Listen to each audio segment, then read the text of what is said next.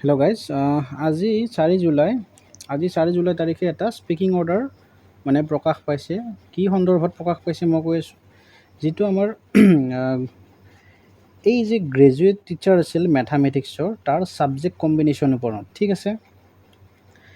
যেতিয়া মানে আমাৰ যোনটো শিক্ষামন্ত্ৰীজনে ক'লে যে 2024 যোনটো এমেণ্ডমেণ্ট ছাৰ্ভিচ ৰুল, সেই সন্দৰ্ভত সেইটোৱে উল্লেখ আছে, যিটো তাৰমানে ছাবজেক্ট কম্বিনেশ্যনটো কি হ'ব লাগিব, মেথছৰ লগত আইদাৰ মেথছ ইন গ্ৰেজুৱেশ্যন হ'ব লাগিব, লগত কি লাগিব, ফিজিক্স লাগিব, কেমেষ্ট্ৰি অৰ বায়'লজি, ঠিক আছে। সেইখিনি আৰু যাৰ হাই ছেকেণ্ডেৰী তাকো গ্ৰেজুৱেশ্যনত যদি কাৰোবাৰ 50% নাই, তেনেহ'লে পোষ্ট গ্ৰেজুৱেশ্যনতো যদি 50% লৈ ছেম একেখিনি ছাবজেক্ট কম্বিনেশ্যন হয়, তেতিয়াহ'লেও shall be purpose for graduate teacher, ঠিক আছে।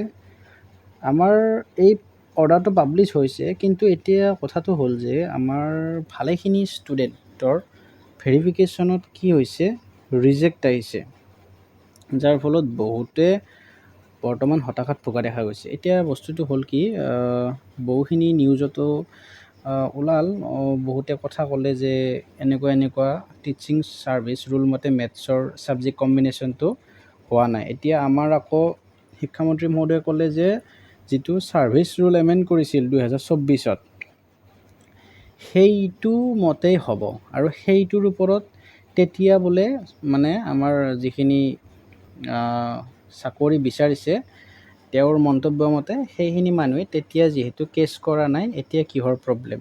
আৰু যদি অনলি চাকৰিয়ে লাগে, তেখেতে কৈছে যে চাকৰি লাগিলে অকল চাকৰি বহু ক্ষেত্ৰত আছে, UPSC আছে, SSC আছে, এইবিলাক উদাহৰণ দিছে, ঠিক আছে। এতিয়া কথাটো ক'বলৈ গ'লে আমি চৰকাৰ নহয়, ঠিক আছে, আমি জাষ্ট নিযুক্তি ল'বলৈ বিচৰা, শিক্ষক হ'বলৈ বিচৰা এটা মানে প্ৰাৰ্থী বুলি ক'ম। এতিয়া এই আমি যে আবেদন কৰোঁ, এই বস্তুটো আগতে চাব লাগিছিল বস্তুখিনি, নহ'লে এতিয়া বহু মানুহৰ প্ৰব্লেম হৈছে, আৰু যাৰ ফলত বহুতে ভাঙি পৰিছে। কি হৈছে, এতিয়া কেনেকুৱা ধৰণৰ ডিচিশ্যন লয় সেইটো আমিও ক'ব নোৱাৰোঁ, ঠিক আছে। মই এটা কথা কওঁ যে বহু প্ৰাৰ্থী ৰিজেক্ট হ'ব, আৰু তেওঁলোকক কৈছে যে যিখিনি প্ৰাৰ্থী মেথছৰ কাৰণে নহয়, ছায়েন্সৰ কাৰণে ইলিজিবল, তেওঁলোকে ছায়েন্সত বহুতে পোৱাই নাই, আৰু ছায়েন্সত জইন কৰিলে এওঁলোকে হয়তো নাপাব। তেনেফলত হয়তো গ্ৰেজুৱেশ্যন GT মেথছৰ কাট অফটো অলপ কমা দেখা যাব, ঠিক আছে। এই আপডেটটো এইটোৱে যে স্পীকিং অৰ্ডাৰ ওলাই গ'ল, এতিয়া এইখিনি ছাবজেক্ট নহ'লে নহ'ব।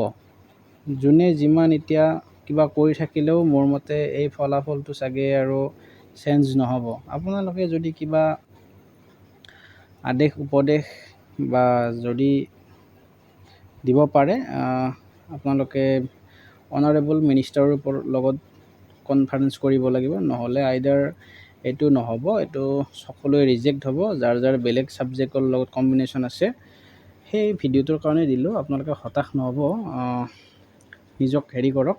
আৰু কি ক'ম আৰু, উপায় নাই, চৰকাৰৰ যিটো নিয়ম সেইটো আৰু আমি যাই সলাবও নোৱাৰোঁ, ছাৰ্ভিচ ৰুলত সেনেকেই আছে। চ' কথাটো এইটোৱেই, আৰু সেইকাৰণে মই ভিডিঅ'টো বনাই আপডেটটো দিলোঁ। এই বস্তুখিনি চাই ল'ব। আৰু এই মানে কথাটো কেনেকুৱা হৈছে, ইমান গণ্ডগোল মানে টিচাৰ ৰিক্ৰুটমেণ্টৰ ক্ষেত্ৰত, এইটো এৰি সিটো, সিটো এৰি ইটো, সঁচাকৈ অলপমান মানে বস্তুটো দুখ লগা টাইপ। আপোনালোকে LP UPৰ ভেকেঞ্চিতে চাওক, তাতে কিমান গণ্ডগোল। NIOSখিনি একবাৰ এইটো বিচাৰে, একবাৰ সেইটো, তাৰপিছত NIOSখিনি আকৌ কেছ কৰিলে, এইবাৰ আকৌ কেছ কৰিছে কেইটামানে, ঠিক আছে। এনেকুৱা হ'লে টিচাৰ ৰিক্ৰুটমেণ্ট প্ৰচেছটো মানে বহুতে ঠাট্টা কৰে, হয়তো লেংদি প্ৰচেছ হৈ যায়।